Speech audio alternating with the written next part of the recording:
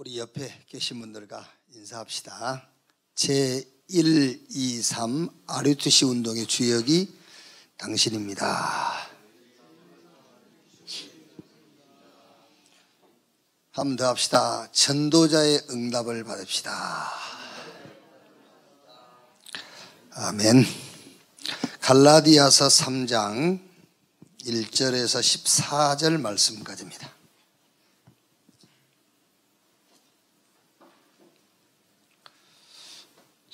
갈라디아서 3장 1절에서 14절 한 절씩 교독하겠습니다. 어리석도다 갈라디아 사람들아, 예수 그리스도께서 십자가에 못 박히신 것이 너희 눈앞에 밝히 보이거늘 누가 너희를 꾀더냐. 내가 너희에게서 다만 이것을 알려 하노니 너희가 성령을 받은 것이 율법의 행위로냐 혹은 듣고 믿음으로냐. 너희가 이같이 어리석으냐. 성령으로 시작하였다가 이제는 육체로 마치겠느냐. 너희가 이같이 많은 괴로움을 헛되이 받았느냐. 과연 헛되냐. 너희에게 성령을 주시고 너희 가운데서 능력을 행하시는 이 일이 율법의 행위에서냐 혹은 듣고 믿음에서냐.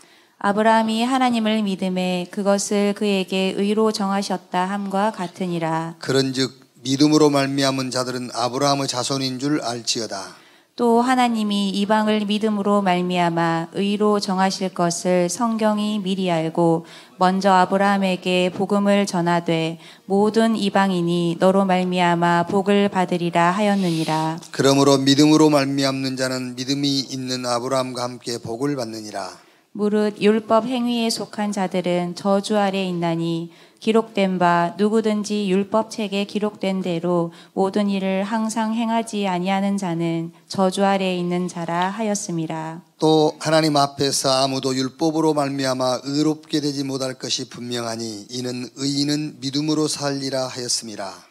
율법은 믿음에서 난 것이 아니니 율법을 행하는 자는 그 가운데서 살리라 하였느니라. 2절 같이 읽읍시다. 그리스도께서 우리를 위하여 저주를 받은 바 되사 율법의 저주에서 우리를 속량하셨으니 기록된 바 나무에 달린 자마다 저주 아래 있는 자라 하였음이라.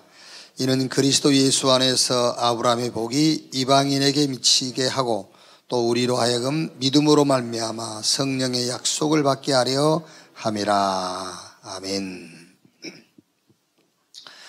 의인은 믿음으로 살리라, 이런 제목으로 말씀 나누겠습니다. 먼저 본문을 좀 우리가 강해를 좀 서론적으로 하면은요, 3장 1절에 어리석도다 갈라디아 사람들아, 예수 그리스도께서 십자가에 못 박히신 것이 너희 눈앞에 밝히 보이거늘.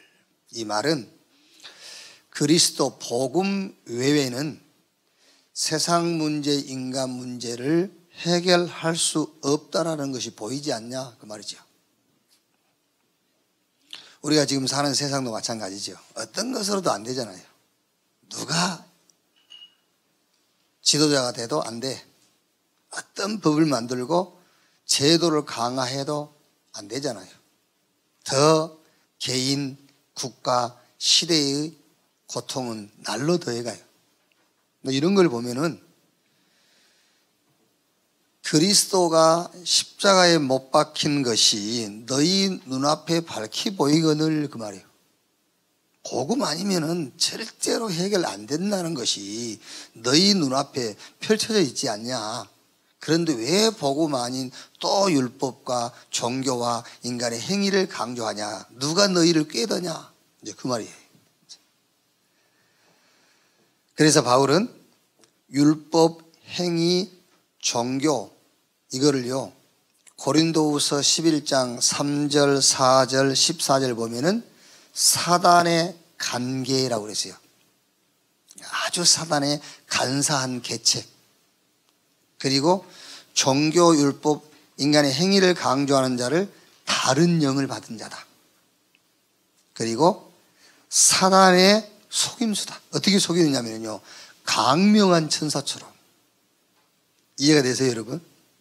굉장히 율법적인 신앙을 가진 사람이요, 강명한 천사처럼 딱 보여요. 법하니까요. 훌륭해 보이잖아요. 인간의 행위를 강조하죠. 굉장히 훌륭해 보여요. 막 종교가 기준이 돼가지고 신앙생활하는 사람은 막 능력이 있어 보여요.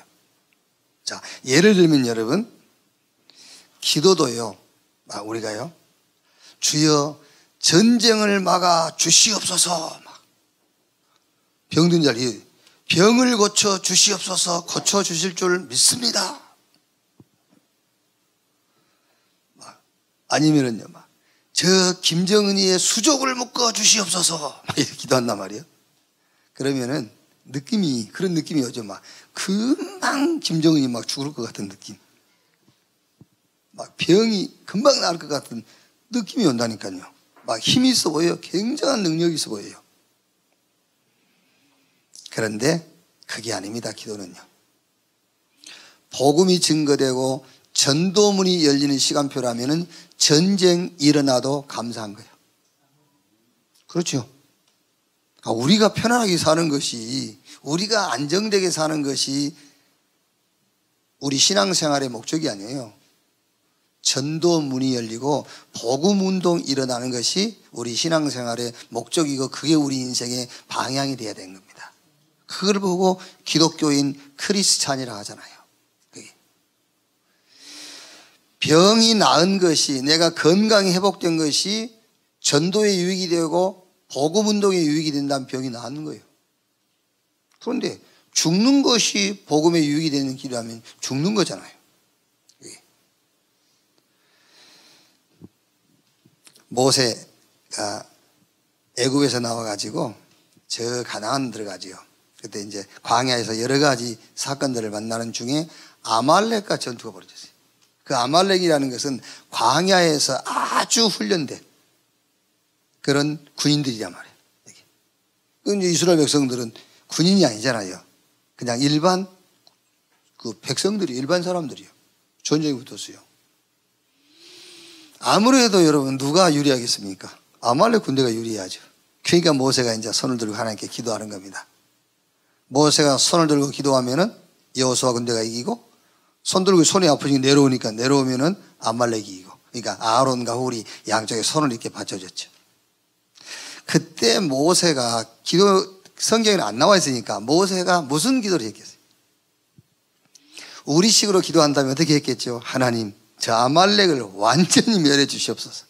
여호수아 군대가 승리하게 해 주십시오. 그런 기도했겠지요. 성경에는 어떤 기도를 했는지는 기록이 안 돼 있습니다.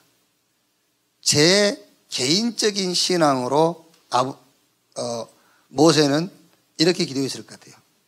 하나님, 이 전쟁을 통해서 이스라엘 백성들이 정말로 하나님을 아는 기회가 되게 해 주옵소서. 난 그런 기도했을 것이라고 생각해요. 가서 물어봐야 되겠습니다만은, 물어보면 모세가 아마 그렇게 그랬다고 할 겁니다. 내가 2018년 2월 25일 날 네가 설교한 거 들었는데 맞다 그럴 겁니다. 모세가요. 이 전쟁을 통해서 정말로 이스라엘 백성들이 하나님의 계획을 아는 기회가 되게 주시옵소서. 그 기도했을 거예요. 그게 맞는 기도잖아요. 그러면 어떻게 보면은 여러분, 모세가 막 손들고요, 하나님 천군 천사를 보내사 저 아말렉 군대가 완전히 패전하게 해주시고 여호수아 군대가 승리하게 해주시옵소서. 그 기도를 들을 때에 백성들이 더 안심이 될 수 있어요. 그렇죠? 그런 기도를 들을 때. 그런데 모세가 하나님, 이 전쟁을 통해서 이스라엘 백성들이 정말 하나님을 알게 하시고 하나님의 계획을 알게 해 주옵소서. 이 기도를 들을 때에 힘이 빠질 수 있어요. 후자의 기도가. 그런데 후자의 기도가 더 맞는 기도잖아요. 그게 복음적인 기도, 언약 성취를 위한 기도. 그게 기도예요. 사도행전 12장 1절로 25절에 헤롯이 야고보 죽였고, 그 다음에 이제 베드로 죽이려고 베드로 잡아다가 옥에 가둬놨어요. 그때 사도행전 12장 5절 말씀 보면은 베드로는 옥에 갇혔고 교회는 그를 위하여 간절히 주께 빌더라 그랬죠. 무슨 기도했겠어요? 하나님, 베드로 사도를 건져 주시옵소서. 그런 기도했겠습니까? 나는 그런 기도했을 것이라고 생각하지 않습니다. 베드로 사도가 죽음 앞에서도 두려워하지 않고요, 정말로 그리스도를 증거하다가 주께 부름받게 해달라고 나는 기도했을 것 같아요. 그때 하나님은 베드로가 살아있는 것이 전도운동에 유익되기 때문에 아무리 헤롯이 악한 계획을 가지고 베드로를 죽이려 할지라도 하나님은 천사를 보내서 베드로를 감옥에서 구출했어요. 그리고 헤롯을 불러가 버렸어요. 왜? 복음에 유익되지 않으니까 불러가 버린 겁니다. 복음 운동에 유익되니까 감옥에서 구출해낸 겁니다. 자, 3장 2절 5절이요. 내가 너희에게 다만 이것을 알려 하노니 너희가 성령을 받은 것이 율법의 행위로냐 혹은 듣고 믿음으로냐. 너희가 이같이 어리석으냐 성령으로 시작했다가 이제 6절로 마치겠느냐. 너희가 같이 많은 괴로움을 헛되이 받았느냐. 가연 헛되냐. 너희에게 성령을 주시고 너희 가운데서 능력을 행하시는 이 일이 율법의 행위에서냐 혹은 듣고 믿음에서냐. 이 말은 너희가 구원받은 것이 그 말이에요. 성령이 내주. 성삼위 하나님의 영 성령께서 너희 안에 임하신 것이 너희 행위를 보고 왔겠느냐, 너희의 믿음을 따라 들어오셨겠느냐. 행위가 아니라 믿음으로 오신 것이다 그 말이에요. 구원은 믿음으로 받은 것이다. 자, 그러면서 아주 중요한 얘기를 하죠. 6절 9절에 아브라함 얘기를 하는 거예요. 유대인들이 제일 존경하는 인물이 누구냐면 아브라함이에요. 그래서 자기 조상이 아브라함이라는 그 자부심을 갖고 있어요, 유대인들이. 그래서 유대인들의 자부심이 되는 아브라함을 예를 든 겁니다. 너희 조상 아브라함이 의롭다함을 받은 것이 율법 있기 전에 받은 것이라는 거죠. 왜? 율법은 모세로부터 줬잖아요. 아브라함은 모세 이전의 사람이에요. 그러니까 모세에게 율법 주기 전에 이미 너희 조상 아브라함이 의롭다함을 얻었다. 그러니까 율법으로 의롭다함을 얻은 것이 아니지 않냐라는 걸 얘기를 하는 거예요. 아브라함 얘기를 하면서. 왜? 아브라함을 유대인들이 제일 존경하는 사람이니까. 너희가 그렇게 존경한 아브라함이 하나님으로부터 의롭다함을 얻었는데 그것이 율법으로냐? 율법으로가 아니라는 거지. 왜? 율법 오기 전이니까. 그 얘기를 하는 거예요. 그러면 이제 10절 12절에 무릇 율법 행위에 속한 자들은 저주 아래 있나니 기록된 바 누구든지 율법책에 기록된 대로 모든 일을 항상 행하지 아니하는 자는 저주 아래 있는 자라 하였습니다. 또 하나님 앞에서 아무도 율법으로 말미암아 의롭게 되지 못할 것이 분명하니 이는 의인은 믿음으로 살리라 하였습니다. 율법은 믿음에서 난 것이 아니니 율법을 행하는 자는 그 가운데서 살리라 하였느니라. 자, 율법의 기준이 뭐냐를 얘기하는 겁니다. 자, 여러분, 바울이 14권의 서신서를 썼거든요. 그런데 14권의 서신서의 핵심 얘기가 뭐냐면은 율법과 복음을 자꾸 비교해서 쓰는 거예요. 그러니까 유대인들은 자꾸 율법을 주장하니까 율법이 아니다, 복음이다 얘기하는 거예요. 율법으로 의롭다를 받는 것이 아니라 복음으로. 왜 그러지요? 바울은 다메섹에서 부활하신 예수 그리스도를 만나기 전에 율법학자예요. 그러니까 율법으로 자기가 빌립보 3장에 고백했지 않습니까? 율법으로 치면은 나는 흠이 없는 사람이다 그랬어요. 그러니까 율법을 한 개도 어기지 않고 다 지킬 수 있는 사람이었다는 거예요. 그래서 바리새인 그 말은 무슨 말이냐면 율법에 흠이 없는 자를 가리켜서 우리가 바리새인이라 하는 거예요. 나는 바리새인 중에 바리새인이었다 그랬잖아요. 그런데 실상 율법의 선생이요 율법을 어긴 적이 없는데도 자기 인생에 답이 안 난 거예요. 그게 이제 다메섹에서 또 예수 믿는 사람들 잡아 감옥에 가두기 위해서 가는 길에 부활하신 예수님 만나가지고 답났잖아요. 아, 그랬구나. 그래서 바울은 14권의 서신서를 다른 얘기한 것 같지만은 율법이 아닌 복음이라는 것을 자꾸 강조하는 겁니다. 그럼 여기서 무슨 얘기하죠? 율법의 기준이 뭐냐? 자, 잘 보세요. 10절이에요. 갈라디아 3장 10절을 보시면은 무릇 율법 행위에 속한 자들은 저주 아래 있나니 기록된 바 누구든지 율법책에 기록된 대로 모든 일을 항상 행하지 아니하는 자는 저주 아래 있는 자라 했습니다. 율법이 어느 정도 무섭고 심각한 것이냐면요, 그 율법을 항상 지키지 않으면 저주받아요. 그러니까 율법 중에 하나만 어겨도 다 어기는 게 되는 거예요. 그렇죠? 이게 이제 여러분들 좀 생각해보면 무슨 말인지 알겠는데, 우리나라에서 정한 법 있죠. 우리 그 헌법, 그거는요, 열 개가 있으면은 하나를 어기면은 그 하나 어긴 것에 대한 재판만 받으면 돼요. 그런데 하나님의 법은 614개 주셨는데 그 중에 613개를 지키고 하나만 어겨도 다 어기는 것이 되는 거예요. 왜 그러냐면은 하나님은 완전하신 분이기 때문에 그러는 거예요.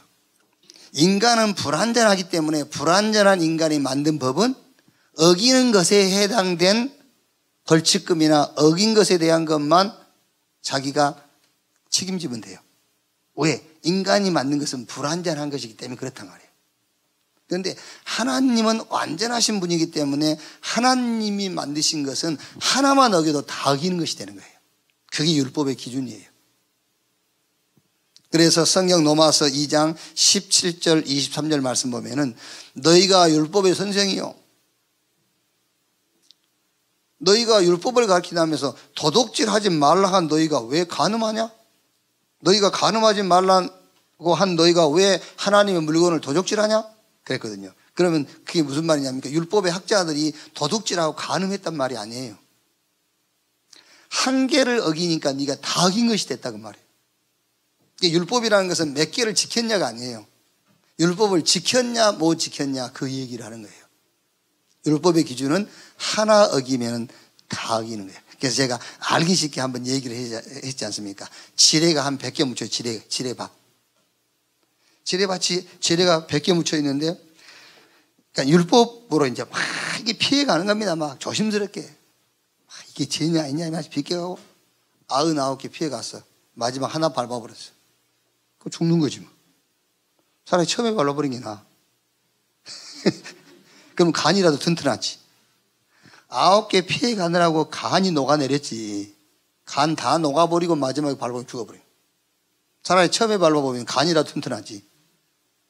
그게 율법이다 그 말이야. 그게. 그래서 여러분들이 자꾸 신앙생활을 하면서 세계관이 어디서 나왔느냐 중요한 겁니다. 하나님 없이 성공한 사람들이 만들어 놓은 세계관, 그게 지금 우리의 지식의 기준이 되어 있거든요. 우리는 성경이 우리의 세계관이 돼야 돼요. 하나님의 말씀이 기준이 돼야 돼요. 근데 말씀인데 율법도 말씀이거든요.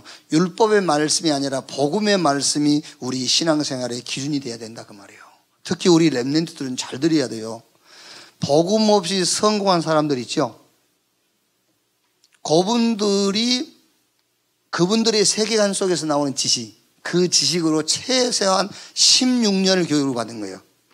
초등학교 6년, 중고 6년, 대학 4년, 16년. 16년 동안 하나님 없이 성공한 사람들에게서 나온 그들이 만든 세계관, 거기서 나온 지식으로 16년간 교육받잖아요. 주일날 교회 와서 1시간 예배 드려가지고 바뀌겠어요? 절대 기준 바뀔 수가 없어요. 그래서 집중이다, 각인이다, 뿌리다, 체질이다. 어릴 때부터 다른 거 체험하기 전에 복음 체험해야 된다. 다른 거 들어가기 전에 복음 들어가야 된다. 그 얘기를 자꾸 하는 겁니다. 그러니까 교회를 수십 년 다녔어도 세계관이 안 바뀌면은요, 율법, 종교, 행위가 기준되어 있어요. 맞으니까 자기가 배운 게 그거니까는요. 자, 율법을 지켜야 되느냐 안 지켜도 되느냐? 율법은 하나님의 말씀이기 때문에 지켜야 되는 거예요. 교통법규 어기면 벌칙금 내야 되잖아요. 근데 벌칙금 많이 내요, 보편적으로. 어쩔 수 없어요. 빨리 가다 보니까는요, 이제 시로 어길 때도 있고, 속도 위반할 때도 있고, 그렇다니까요. 빨리 다니다 보니까는요. 어기면 내야 돼요. 목사가 해도 내야 되지. 우리 대한민국 법을 어기면 어떻게 되죠? 감옥에 가야 돼요. 그러니까 율법을 지켜야 되느냐 안 지켜도 되느냐 그런 얘기들 하는데 율법은 하나님의 말씀이기 때문에 지켜야 되는 겁니다. 그래서 못 지키면은 오늘 갈라디아 3장 13절에 이렇게 되어 있죠. 그리스도께서 우리를 위하여 저주를 받은 바 되사 율법의 저주에서 저주를 받는 거예요. 율법은 하나님 말씀이기 때문에 지키지 못하면은요. 그런데 인간은 지킬 수가 없어요. 지켜야 되는데 지킬 수가 없어. 그러니까 바리새인들이 말했죠, 예수님께. 우리는 율법 다 지켰습니다. 그러니까 예수님이 뭐라 했어요? 그래, 다 지켰냐? 어디 지켰냐? 확인해보자 하면서 예수님께서 묻지 않습니까? 마음에 음욕 품어도 가늠이다. 형제를 미워만 해도 살인이다. 그렇죠. 우리 인간들은 행위로 나타나야 그게 실수고 행위로 나타나야 그게 죄인 줄 안다니까요. 그게 아니요. 하나님은 생각만 해도 마음에 품어도 죄를 지었다는 거예요. 그러니까 못 지키는 거죠. 율법은 하나님의 말씀이기 때문에 지켜야 되고 못 지키면 저주받아요. 그런데 인간은 지킬 수가 없습니다. 그래서 하나님이 우리 대신 하나님의 말씀을 지킬 자를 보내신 거예요. 그분이 바로 예수 그리스도예요. 우리가 받을 저주를 대신 받을 대속자를 보내줬다고 말해요. 그래서 오늘 갈라디아 3장 13절이 그리스도께서 우리를 위하여 저주를 받은 바 되사 율법의 저주에서 우리를 속량하셨으니 기록된 바 나무에 달린 자마다 저주 아래 있는 자라 하였습니다. 11절에도요. 또 하나님 앞에서는 아무도 율법으로 말미암아 의롭게 되지 못할 것이 분명하니 이는 의인은 믿음으로 살리라 하였습니다. 왜 성경은 의인은 믿음으로 살리라 했습니까? 율법을 지킬 수 없는 것이 분명하기 때문에 못 지키니까. 자, 우리 여기 예배 참석 우리 랩런트들이요. 엄마가 요구하는 것도 아마 못 지킬걸요. 엄마가 요구하는 것도. 인간이 인간에게 요구하는 것도 못 지켜요. 예를 들어서 우리 남녀가 이렇게 교제한다 합시다. 교제. 그럼 서로 이제 교제하면서 서로의 조건이 있을 거 아닙니까? 절대 우리 식구 얘기하지 마. 이런 거예요. 절대 우리 친정 얘기하지 마. 결혼했을 때. 지켜집니까? 뭐 지키세요. 굳게 다짐했다가도 어느 날 친정 욕해버려. 처갓집 욕하고. 그래갖고 트러블 생겨나잖아요. 못 지켜요. 인간이 정한 법도 못 지켜. 인간이 어떻게 하나님이 정해놓은 법을 인간이 감히 지킬 수가 있겠어요. 그러니까 성경은 율법을 지킬 수 없는 것이 확실하기 때문에 의인은 믿음으로 살리라고 했지 않냐 그 말이에요. 뭘 믿음으로? 예수가 그리스도라는 사실을 믿음으로. 예수님께서 우리 대신 하나님 앞에 서서 저주를 담당하셨다는 믿음으로. 우리가 할 수 없는 것을 예수님께서 성취하셨다는 믿음으로 사는 것이다. 그래서 2월 21일 스피리추얼 서밋 타임, 우리 약자로 우리가 SST 2월 21일 수요일 날 시편 65편 그 내용으로 제가 여러분들 카톡에 보낸 게 있지 않습니까? 그게요. 그 제목이 뭐였냐면은 죄가 이길 수 없는 사람. 죄를 이길 수 있는 분은 하나님 한 분뿐이에요. 그 말은 무슨 말입니까? 죄 없는 분은 하나님 한 분뿐이란 말이에요. 그러나 죄를 이길 수 있는 또 하나의 방법이 있다. 그 방법이 죄를 죄로 정하신 분이 그 사람의 죄를 죄로 인정하지 않는 거예요. 그게 죄를 이기는 거예요. 그래서 로마서 4장 4절 8절에요. 일하는 자에게는 그 삭시 은혜로 여겨지지 아니하고 보수로 여겨지거든요. 그렇죠. 일하고 월급 받는 것은 은혜가 아니에요. 보수지. 그리고 이 일을 아니할지라도 경건하지 아니하는 자를 의롭다 하시는 일을 믿는 자에게 그 믿음을 의로 여기시나니 일한 것이 없이 하나님께 의로 여기심을 받은 사람의 복에 대하여 다윗이 말한 바 불법의 사함을 받고 죄가 가리워짐을 받은 사람들이 복이 있고 주께서 그 죄를 인정하지 아니하실 사람은 복이 있도다. 죄를 안 지은 사람이 죄 없다고 하는 것은 그거는 은혜가 아니죠. 자기 행인 것이. 근데 죄가 있는데도 죄 없어. 그게 은혜라니까요. 그 얘기를 하는 겁니다, 지금요. 그래서 죄를 죄로 인정하지 않음을 받은 자는 죄를 이기는 것이 아니에요. 죄가 이길 수 없다는 비밀을 가진 자예요. 죄를 안 짓는 게 죄를 이기는 게 아니라 우리는 죄를 이길 수가 없어요. 죄를 못 이기는 겁니다.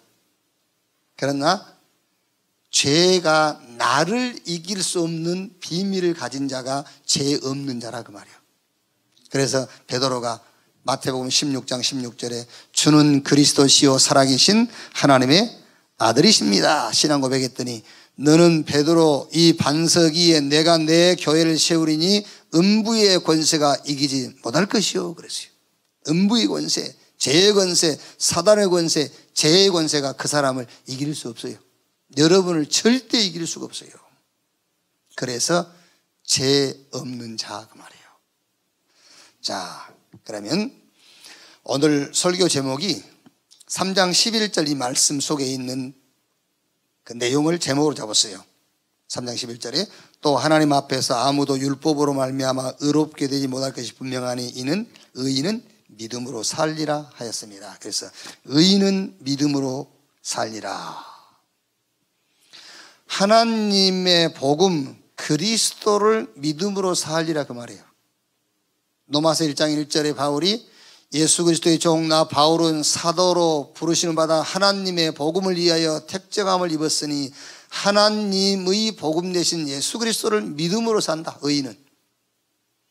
로마서 1장 5절에 그 복음으로 말미암아 그랬죠. 모든 원인이 그 복음이다. 1장 6절에는 그 복음의 것으로 모든 과정이 복음이에요. 로마서 1장 7절에는 그 복음으로부터 프롬 모든 시작이 복음. 자, 그러면 의인은 믿음으로 살리라 그랬는데 무슨 말씀이냐? 뭘 믿음으로 산다는 말이냐? 자, 첫째로 우리가 말하자면 우리의 나의 문제가 그리스도로 끝났다는 믿음으로 산다는 말이에요. 의인은 믿음으로 말미암아 산다 그 말은 내 문제, 인간의 문제가 그리스도로 말미암아 끝났다는 믿음으로 산다. 그게 의인은 믿음으로 산다라는 말입니다. 뭐가 더 필요하냐? 필요한 게 없어요. 오직 복음. 그런데 여러분, 그리스도 외에는 더 필요한 게 없다 그 말은 다른 것은 필요 없단 말이 아니에요. 다른 거 필요해요. 여러분 우리가 지금 집에서 오려면 옷도 입고 옷도 필요하지, 차도 필요하고 돈도 필요하고 다 필요해요. 그게 필요 없단 말이 아니고 그거 가지고는 인간 문제, 세상 문제를 해결할 수 없다 그 말이에요. 그게 오직 복음 그 말이에요. 그리스도의 다른 것을 더 필요한 것이 나는 그리스도의 다른 것이 더 필요하다. 그게 죄예요. 그게 성경은 죄라니까요. 그리스도의 다른 게 더 필요해. 나는 그리스도의 종교가 필요해. 그리스도의 율법이 필요하고 그리스도의 내 행위가 필요해. 그게 죄예요. 골로새서 2장 2절로 3절에 하나님의 비밀인 그리스도 안에 모든 보화, 모든 지혜, 모든 지식이 다 들어있다. 빌립보 3장 1절 8절에 바울이 그 전에 나에게 유익이 되는 그 모든 그 그리스도를 알고 나니 배설물과 같다 그랬어요. 그래서 배설물처럼 여긴다. 다른 지식으로는 안 된다는 것입니다. 그러니까 이 말을 한 사람이 누구냐? 이 사람이 바울이라니까요. 바울이 누굽니까? 학자 중에 학자라니까요. 바울이 빌립보 3장에 그랬지 않습니까? 너희가 육체를 자랑하면 나도 육체적으로는 자랑할 것이 많은 사람이다 그랬어요. 훌륭한 사람은 성공한 사람이야. 이 성공한 바울이 하는 말입니다. 지금까지 내가 지식으로 삼았던 것, 지금까지 나에게 힘이 됐던 그 모든 것, 인간 문제 알고 복음 알고 나니까 싹 배설물 같다 그랬어요.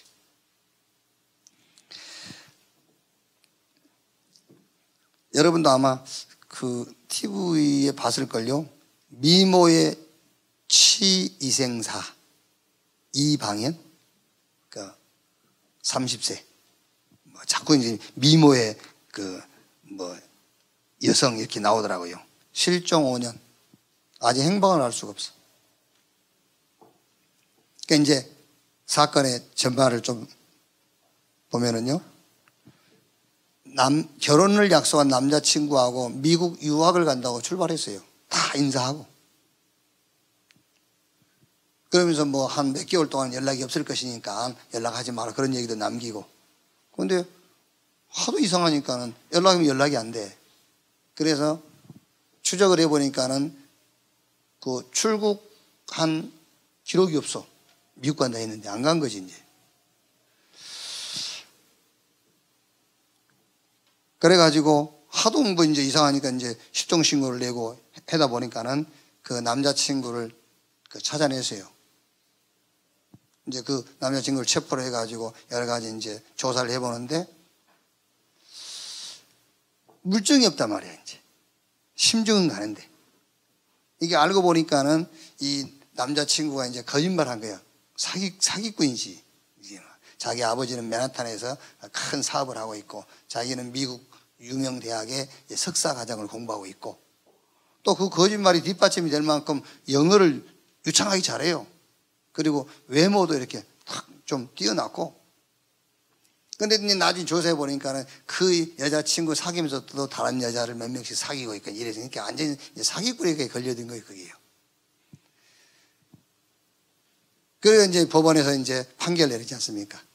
시신은 없지만 분명히 살해 가능성이 있다라는 것이 이제 보여지기 때문에 시신은 없지만은 이제 징역 4년인가를 이렇게 판결했지 않습니까? 근데 제가 여러분들한테 드리고 싶은 얘기는 그 사건이 배경이 어디냐? 교회예요, 교회. 그 청년이 교회, 청년 리더. 교회에서 만난 교회 오빠라니까. 예배도 잘 드리고, 이게 이제. 나는 그 청년을 지금 나쁘다는 얘기를 하려고 한 게 아니에요. 거기에 속은 이 여성을 지금 얘기하려고 그러고. 그게. 자, 무슨 말인지 아십니까? 그리스도는 알아요. 그리스도 알아. 그리스도 아는데 교리적으로 신학적으로 아는 거예요. 예수가 그리스도라는 걸 다 안다니까. 마귀도 알아요. 야고보서에 보니까는 귀신도 알아요. 예수가 그리스도라는 건 다 더 잘 알아요. 예수가 그리스도라는 걸. 그래서 예수님을 죽이려 했고, 그래서 예수 못 믿게 하는 거잖아요. 예수가 그리스도라는 걸 마귀가 더 잘 알기 때문에. 그러니까 교회 다니니까는요, 교리적으로 신학적으로는 아는 겁니다. 예수가 그리스도. 그런데 그 그리스도의 필요성을 모르는 거예요. 왜 그리스도가 필요한지, 왜 그리스도 오직 해야 되는지 그걸 모르는 거예요. 설령 또 그리스도의 필요성을 안다 할지라도 오직을 모르는 겁니다. 왜 오직 해야 되는지, 왜 24 해야 되는지 그걸 모르는 거예요. 그러니까 당연히 교회는 다니지만은 다른 것에 관심, 다른 것에 기준, 다른 것에 목적을 둘 수밖에 없죠. 눈에 안 보이는 영적인 세계는 놓치게 되어지고 현실적인 것만 가지고 판단하고 결정하게 돼 있잖아요. 영어 잘하지, 외모 뛰어났지, 자기 아버지 맨하탄에서 사업한다고 그러지, 본인은 또 그 유명 대학에서 석사 과정을 지금 밟고 있고 미래가 촉망된 청년처럼 보이지. 그게 무슨 말이죠? 내 문제가 그리스도로 끝났다는 믿음이 없기 때문에 그 청년이 갖고 있는 스펙을 통해서 내 끝나지 않는 문제를 해결하려는 생각을 하고 있는 거예요. 거기서 실수한 겁니다. 그래서 의인은 믿음으로 살리라, 그 말이 무슨 말이냐? 나의 문제가, 우리의 문제가 그리스도로 끝났다라는 믿음을 가지란 말이에요. 그래야 사람을 봐도 정확하게 볼 수가 있는 거예요. 이제 저 사람이 가지고 있는 스펙이 내게 필요 없어. 나는 문제가 없는데 뭐 그게 필요해? 그렇지 않습니까? 나는 부족함이 없는데 뭐가 저 상대방이 훌륭한 것이 나에게 필요하냐 말이에요. 필요하지 않죠. 그리스도께서 문제를 다 끝냈기 때문에 나에게 필요한 것은 이제 이 그리스도의 증인되는 데에 필요한 것만 필요한 것이지 그 외에 나를 위해서는 더 이상 필요한 게 없다고 말이에요. 왜 율법을 강조하고 왜 행위를 강조하고 왜 종교를 강조하느냐? 그리스도로 끝났다라는 믿음이 없기 때문에 그런 거예요. 자, 그러면 진짜 사람의 문제, 나의 문제가 뭐냐 말이에요. 인간 문제가 진짜 뭐가 인간 문제예요? 저는 이제 이렇게 전도할 때요, 세 분류로 이렇게 전도 대상이 나눠져 있죠. 저는 이제 목사니까는 같은 목회자에게 전도를 할 때가 있고요. 또 이제 불신자에게 전도할 때가 있고, 아니면은 기존 신자에게 이제 전도할 때가 있죠. 같은 목사로서 목사에게 전도할 때는 항상 제가 이제 여의도 교회에 있다가 천안에 내려와서 개척했을 때 제 기도 제목 얘기를 해줘요. 같은 목사들끼리니까. 목사들은 거의 기도 제목이 교회 부흥이죠. 그리고 교회 경제적인 것들이죠. 그리고 자기 개인의 이제 문제가 또 있죠. 그러니까 나는 이제 처음에 개척할 때는 교회 부흥, 경제, 내 바른 생활, 그게 내 기도 제목, 큰 기도 제목이. 안 돼. 아무래도 이거 해보려고 뭐 40일 금식, 산상 40일 철야기도 안 돼요. 엄한 짓을 다 해도 안 돼. 6년 만에 하나님이 나에게 응답하셨다. 어떻게 응답하셨느냐? 김치훈 목사에게는 교회 부흥이 필요한 게 아니다. 돈이 필요한 게 아니다. 바른 생활이 필요한 게 아니다. 김치훈 목사에게는 그리스도가 필요한 것이다. 그래서 이제 그러면 목사님들이요, 이제 쉽게 말하면은 설득이 된다기보다는, 그렇구나. 지금 내가 틀린 기도 제목을 가지고 있었구나. 이렇게 이제 쭉 얘기를 하게 되죠. 그리고 이제 불신자를 만났을 때는 주로 저는 이제 사도행전 3장 얘기를 해요. 날 때부터 안진병이 된 자. 지금은 거지. 날 때부터 안진병이 된 자에게 뭐가 필요하죠? 의사가 필요하죠. 치료해야 되니까. 지금 거지라 누가 필요하죠? 조금 뭐 돈이 있는 사람이, 이 사람이 후원자가 되면 좋겠죠. 거지니까. 그런데 의사가 붙은 것이 아니고 후원자가 붙은 게 아니에요. 나사렛 예수 그리스도의 이름. 당신의 문제는 영적 문제다. 당신이 생각하는 것처럼 누군가 도움이 필요하고 뭔가 회복이 돼야 되고 그게 아니다. 나사렛 예수 그리스도의 이름으로 일어나 걸으라. 당신 문제는 영적 문제, 이 문제를 해결할 수 있는 답은 오직 복음이다. 불신자는요. 그럼 기존 신자는 마태복음 16장 13절 20절. 사람들이 나를 누구라면 너희는 나를 누구라느냐. 당신은 정말 그리스도가 누구인지 아느냐. 왜 우리에게 그리스도가 필요하냐. 이래 이제 우리에게 이렇게 전단단 말이에요. 그러니까 진짜 사람 문제, 진짜 인간의 문제가 뭐냐. 성경은 뭐라고 하죠? 죄가 문제예요. 죄. 뭐가 문제죠? 눈에 보이지 않는 사단. 여기에 소속이 되어 있어요. 뭐가 문제입니까? 지옥 배경 아래 살고 있어요. 제 사단 지옥 권세알이 잡혀 있습니다. 이걸 운명이라고 그래요. 그러니까 이 문제를 안고 사람들은 창세기 3장, 6장, 11장 선고하려고 도전하는 거예요. 이 문제를 안고. 이 문제는 그대로 가지고 사도행전 13장, 16장, 19장 지금 눈에 보이는 문제만 해결되면 된다고 생각하는 거예요. 그렇죠? 그 원인은 모르고요. 원인은 모르고 이 문제만 해결하려고 어디 가서 상담하고 어디가 무속인 찾아가고 하는 겁니다. 어떤 방법을 써보고요.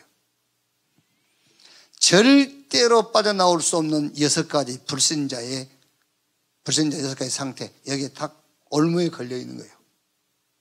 자, 여러분, 그러면은 물론 이 문제 그대로 가지고도 성공한 사람 많아요. 지금 우리 시대에 역사적으로 성경적으로 성공한 사람들을 프로테이저로 본다면은 이 문제 그대로 안고 하나님 만나지 못하고 성공한 사람들이 비율로 따지면은 더 높아요. 8, 90%가 이 문제 그대로 안고 하나님 모르는 사람들이 성공했어요. 자, 성경에 보세요. 가인 성공했죠. 우리는 알지 않습니까? 가인은 실패자라고 이미 우리는 선입견을 갖고 있지 않습니까? 성경을 아니까는. 근데 모르는 사람들이 볼 때는 가인이 성공한 거예요. 막 창세기 4장 26절 이하 말씀 보면 가인의 후손들 보세요. 막 성 쌓지, 악기 만들지, 농기구 만들지. 성공했어요. 노아 시대 사람들 성공했잖아요. 어느 정도 성공했냐? 하나님 필요 없어요. 그 정도로 성공해버린 거예요. 저는 20대 초반에요. 어느 정도 실패를 했냐면요. 내가 스스로 하나님 찾아갔어요. 그 말하면 알겠죠. 무슨 말인지. 그러니까 실패도요. 어딘가 실패하면 하나님 안 믿는다니까. 완전히 실패해버려야 돼. 근데 노아 시대의 사람들은 하나님이 필요 없다 할 만큼 성공했잖아요. 하나님 없이 성공했어요. 바벨탑 이 고를 하늘에 닿게 하고 우리 이름을 내자. 이렇게 성공했어요. 또 성경의 강대국들, 왕들 하나님 없이 성공한 사람들이잖아요. 우리 역사를 보세요. 역사에도 보면은 영웅들 이 12가지 문제를 그대로 안고 하나님 없이 성공한 사람들이 아닐까요? 선진국과 선진국의 지도자들, 후진국과 후진국의 지도자들, 12가지 문제 그대로 안고 서미트 자리에 선 사람들이에요. 어떤 면에서는 여러분 후진국의 지도자들이 더 성공한 사람들이잖아요. 선진국은 그래도요 이제 의논도 하고 회의도 하고 국정을 끌어가지 않습니까? 그런데 후진국 지도자들 얼마나 성공했냐면은 지 혼자 다 해버려요. 그 정도 성공했어요. 지 혼자 안 하면 한두 사람이 해버리잖아요. 그만큼 성공했다니까요. 지금 우리 렘넌트들이 이제 대학 가고 학교 가보세요. 학자들, 교수들, 지금 문제를 일으키고 있는 정치인들, 그 사람들 다 지식 서밋들이에요. 12가지 문제 그대로 안고 있으면서 성공한 사람들이 아닐까요. 기능 서밋들, 예체능계를 완전히 잡고 있는 사람들 보세요. 지금 우리의 나라만 보더라도 우리나라의 체육계를 움직이는 사람들이 싹 그 사람들 12가지 문제 그대로 안고 성공한 사람들이요. 이 사람들이 합쳐져 가지고 만든 게 문화 서밋입니다. 정신세계를 만들어내는 거예요. 하나님 없는 정신세계, 하나님 없는 사상 만들어내는 겁니다. 우상들을 만들어내는 거예요. 이게. 그래서 성경 마태복음 24장 디모데후서 3장에 보면 애언해놨잖아요. 하나님 없이 12가지 문제를 그대로 안고 성공한 사람들이 만들 결과, 그게 마태복음 24장 디모데후서 3장에 애언된 내용들이에요. 결국 뭐 전쟁하겠죠. 정복 전략 쓰겠죠. 결국에는 뭐 이제 재앙 오겠죠. 그래서 성경에 보면 여러분 개인과 국가와 시대가 고통당한 내용이 성경 66권 속에 7, 80%가 그 기록이지 않습니까? 그 기록이 7, 80%. 그렇다면 여러분 비중적으로 볼 때는 무슨 말이냐면은 하나님 없이 12가지 문제를 안고 있는 사람들이 성공이 7, 80%를 차지하고 있다 그 말이거든요. 그래서 하나님께서 답을 주셨어요. 무슨 답을 주셨느냐? 완전하고 영원한 답, 그리스도. 그리스도 안에서 하나님이 주시는 힘과 능력을 가지고 성공해야만 하나님 없이 12가지 문제를 안고 성공한 사람들을 살릴 수가 있는 거예요. 그래서 우리 렘넌트는 경쟁하지 않고 응답 속에 들어가야 돼요. 경쟁하지 않고 승리해야 돼요. 경쟁에서 응답의 사람이 되고 경쟁에서 서밋 자리에 서면은 반드시 사람을 살리는 것이 아니라 사람을 죽이게 돼 있어요. 그래서 지금 우리나라 건국, 이승만 대통령 건국 이래 오늘날까지 정치 바뀔 때마다 그 전 정치인들 다 잡아 죽이잖아요. 왜? 경쟁에서 이겼으니까. 경쟁자이기 때문에 죽여야 되는 거예요. 그게 지금 계속 죽이잖아요. 왜? 경쟁에서 이제 자기들이 이긴 겁니다. 이겼기 때문에 죽이는 거예요. 여러분 아시는 분은 아시겠지만 지금 미투 운동. 그 운동도 여러분 피해자가 가해자를 고발한 거잖아요. 아닙니다. 그것도 좌우 싸움이에요. 가해자들이 누구죠?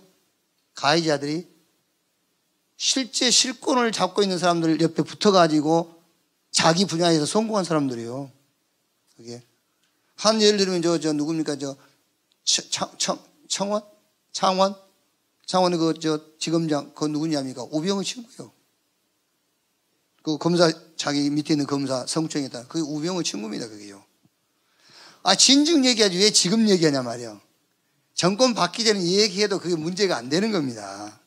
그래서 지금 얘기하는 겁니다. 그 얘기한 여자 검사는 누구냐? 극좌우, 좌파요. 그래서 좌파가 이제 실권을 잡았기 때문에 우파를 죽이는 거예요, 말하자면은. 그게.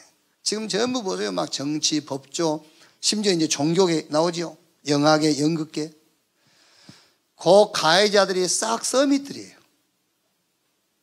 자기 분야의 정상에 선 사람들이에요. 피해자는요, 피해자들도 정상에 선 사람들입니다. 나이 차이가 있고 위치적인 차이가 있을 뿐이지 그 분야에서는 서밋에 선 사람들입니다. 그게요. 제가 늘 얘기합니다만요, 틀림없이 신문이 날 겁니다. 좀 있으면요, 자살했다고 몇몇. 한번 생각해 보세요. 자기 분야에서 정상에 선 사람들인데 그런 수치심을 느끼게 되잖아요. 답도 없지 인생에. 견디겠어요? 못 견딥니다. 그래서 하던 작품들도 다 취소해버리잖아요. 안 한다고. 결국 몇 명 죽어야 그때서 야 그러지 말자 우리가 너무 심하지 않냐 이렇게 나오겠죠. 그게 아닙니다 여러분. 가해자나 피해자나 싹 영적 문제에 걸려 있어요. 그 문제를 해결할 수 있는 답은 복음밖에 없어요. 그래서 고린도후서 우리가 2월달에 첫 주가 뭐죠? 첫 주가 서밋의 시작. 우리 렘넌트는 여기저기 시험 들고 이것저것 갈등하면 안 돼. 그러면 절대 서밋 될 수가 없어. 용서하고 위로해줘라. 왜? 답은 그리스도이기 때문에. 한번 보세요. 아무리 들춰낸다고 뭐가 바뀝니까? 안 바뀝니다. 오히려 사회적으로 불화만 만들어내는 거예요. 그래서 하나님께서 완전하고 영원한 답 그리스도를 보내신 것이다. 그래서 우리 렘넌트는 지금부터 뭐 하면 됩니까? 영적 서밋의 자리에 서라. 우리가 만든 것이 아닙니다. 하나님께서 이미 약속했어요. 창세기 1장 27절 28절 자기 형상 곧 하나님의 형상대로 인간을 창조하시고 그들에게 복을 주시며 생육 번성 충만 땅을 다스리고 정복해라. 영적 서밋을 약속했다니까요. 이걸 또 사단에게 놓쳤잖아요. 다시 주셨어요. 창세기 12장 1절에서 3절 본토 친척 아비집을 떠나 내가 너에게 지시할 땅으로 가라. 내가 너를 복주고 네 이름을 창대하게 하고 너로 인하여 천하 만민이 복을 받게 할 것이고 너를 저주하는 자 저주하고 너를 축복하는 자 내가 축복할 것이다. 영적 서밋을 이미 약속했어요. 부활하신 예수님께서 사도행전 1장 8절에 오직 성령이 너에게 임하시면 너희가 권능을 받고 예루살렘, 유대, 사마리아 땅끝까지 내 증인 되라 하지 않고 증인 되리라 그랬어요. 서밋의 축복을 이미 약속해 놨어요. 그리스도 하나님의 나라 성령 충만. 그리스도로 나의 모든 과거 끝났어요. 오늘은요 하나님의 나라. 자, 혹시 우리가 단점이 있다, 약점이 있다, 하고 내가 신체적으로 장애가 있다. 그게 뭐지요? 거기에 하나님의 나라가 임하는 길이라니까요. 거기에 하나님의 나라가 임하는 겁니다. 그게 무슨 말입니까? 거기서 하나님의 계획과 하나님의 뜻을 찾는 겁니다. 그걸 보고 하나님의 나라가 임했다고 하는 거예요. 자, 내가 현장 가서 어려움 당하지요. 그 어려움이 해결되는 것이 하나님의 나라가 임하는 게 아니에요. 그 어려움 가운데서 이게 뭐지? 이 어려움이 뭐냐 말이에요. 도대체 하나님의 계획이 뭐냐? 하나님이 뜻하시는 것이 뭐냐? 그거를 발견하는 거 보고 하나님의 나라가 임했다고 하는 겁니다. 약속되어 있어요. 그리스도로 끝냈고 오늘의 문제는 하나님의 나라. 앞으로 우리 문제는요, 성령이 임하시면 권능받고 증인 되리라 그랬어요. 그리스도 하나님의 나라, 이 속에서 뭘 찾아라? 나의 정체성을 찾아라. 이때에 뭐가요? 다른 세계가 이제 세계관이 생기는 겁니다. 다른 세계관. 지금 특히 우리 렘넌트들이요, 여러분들이 지금 갖고 있는 세계관이 어디서 만들어진 세계관인지 아십니까? 12가지 문제를 그대로 안고 있는 하나님 없이 성공한 그 사람들에게서 나온 세계관, 거기서 만들어진 기준이 여러분의 기준이 돼 있어요. 그래서 여러분은 그리스도 하나님의 나라 성령 충만 속에서 나의 정체성을 찾아라. 그래야 새로운 세계관이 만들어지는 거예요. 그래야 다른 세계관이 생긴다니까요. 어떤 세계관? 성경적 세계관. 성경적 세계관이라는 말은 말씀이 기준이 된, 율법의 말씀이 아니라 복음의 말씀이 기준이 된 세계관이 생기는 겁니다. 여기서 가치관이 나오고 인생관이 나와야만 여러분의 결과는 100% 성공하게 되어 있어요. 어떤 인생관을 가지고 살아냐가 그 사람의 결과를 100% 만들어내는 거예요. 결론. 목사님, 첫째로밖에 안 했는데 결론입니까? 결론이 두 번째예요. 결론. 어떤 결론이 따라오느냐 하면은 이런 결론이 따라 나와요. 나는 그리스도로 말미암아 하나님 앞에 의롭다함을 받은 자구나. 이런 결론은 그리스도로 말미암아 나는 하나님 앞입니다, 여러분. 의롭다함을 받은 자구나. 사실은 끝난 거예요. 사람 앞에도 아니고, 그죠? 하나님 앞에 의롭다움을 받은 자다. 이걸로 여러분 진짜 끝났구나, 이런 믿음과 확신이 생겨야 돼요. 그래서 제가 지금 갈라디아서를 가지고 생명을 걸었어요. 무슨 생명을 걸었냐? 의롭다. 여기 생명을 걸었다니까 갈라디아서를 가지고요. 여러분들이 진짜 이 갈라디아서 끝나기 전에 의롭다, 이걸로 끝나야 된다니까요. 신앙생활의 시작이 뭐냐? 의롭다. 그게 치유예요. 신앙생활의 과정이 뭐냐? 의롭다함을 누리는 겁니다. 신앙생활의 결론이 뭐냐? 의롭다함의 증인으로 서는 겁니다. 그게 서밋이요. 영적 서밋. 의롭다, 신앙생활의 시작. 그게 신앙생활의 시작이에요. 모든 응답은 의롭다함으로부터 시작돼요. 그런데 이제 과정이 있습니다. 의롭다함을 누리는 겁니다. 우리가 넘어지고 실수할 때 있지요. 그걸 누리는 거예요. 의롭다함을 누리는 거예요. 신앙생활의 결론, 의롭다함의 증인이다. 나는 하나님 떠난 죄인이었어요. 하나님의 은혜로 예수 그리스도를 믿음으로 의인됐어요. 이제 남은 삶은 죄인된 내가 의인된 것처럼 죄인된 당신이 의인되는 길이 있다. 그 길이 그리스도다라는 증인으로 사는 것이다. 그게 우리 개인 인생의 스토리 아닙니까? 누구에게나 맞는 인생 스토리예요. 죄인, 의인, 증인. 시간이 많으면 내가 하나님 떠난 죄인으로 살 때 내가 이렇게 악했고 독했고 무지했고 무식했고 이렇게 쭉 하는 겁니다. 그런데 하나님의 은혜로 내가 그리스도 만났다. 그리스도가 누구냐? 설명하고 너도 이 축복 속으로 들어올 수 있다. 증인. 내 개인 인생 스토리. 죄인, 의인, 증인. 금주 이번 주에 서밋 말씀. 갈라디아 3장 11절. 지난주가 서밋 말씀이 뭐였죠? 갈라디아 2장 20절이었죠. 이번 주에 서밋 말씀. 갈라디아 3장 11절. 또 하나님 앞에서 아무도 율법으로 말미암아 의롭게 되지 못할 것이 분명하니 이는 의인은 믿음으로 살리라 하였습니다. 분명한 그런 답과 결론이 하나 나와야 돼요. 그래, 율법으로 의롭다함을 받을 수 없는 것이 분명하다. 인간의 행위로 의롭다함을 받을 수 없는 것이 분명하다. 그래서 나는 믿음으로 산다. 의인은 믿음으로 살리라. 그리고 갈라디아 3장 13절. 이게 오늘 이번 주 서밋 성경 구절이에요. 그리스도께서 우리를 위하여 저주를 받은 바 되사 율법의 저주에서 우리를 속량하셨으니 기록된 바 나음에 달린 자마다 저주 아래 있는 자라 하였습니다. 내가 받을 저주를 그리스도께서 대속하셨다. 나는 저주받을 짓을 했지만 저주를 받을 수 없어요. 왜? 그리스도께서 저주를 대신 대속했어. 이번 한 주간도 정말 그리스도 안에서 의롭다함을 얻은 이 믿음과 확신과 축복을 누리는 한 주간 되기를 주님의 이름으로 축원합니다. 기도하겠습니다. 하나님 감사합니다. 의인은 믿음으로 살리라. 율법으로 종교로 행위로 하나님 앞에 설 수 없는 자임을 알게 하시고 체험하게 하시고 보게 하신 것을 감사합니다. 오직 하나님의 유일한 방법 되신 그리스도로 말미암아 하나님 앞에 서게 하신 것을 감사합니다. 인간 문제를 알게 하시고 그 문제 앞에 무능한 존재임을 알게 하시고 오직 그리스도만 방법임을 24 하게 해 주시옵소서.